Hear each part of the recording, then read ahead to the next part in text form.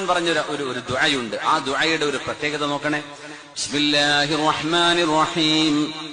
والذين يقولون ربنا هب لنا من أزواجنا وذرياتنا قرة أعين والذين يقولون ربنا هب لنا من أزواجنا وذرياتنا قرة أعين وجعلنا للمتقين إماما.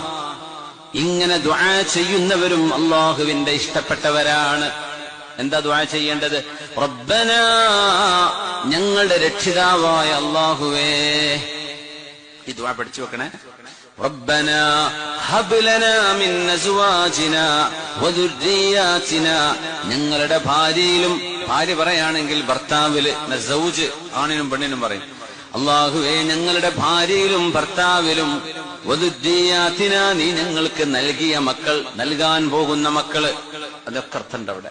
ഞങ്ങളുടെ എന്റെ മക്കളിലും എന്റെ ഭാര്യയിലും, ഒരു ഭാര്യ പറയുകയാണെങ്കിൽ എന്റെ ഭർത്താവിലും എന്റെ മക്കളിലും നീ എനിക്ക് നൽകണം. എന്ത് നൽകണം? ഖുർറത അയുനിൻ, കണ്ണിന് കുളിർമ നൽകണമേ.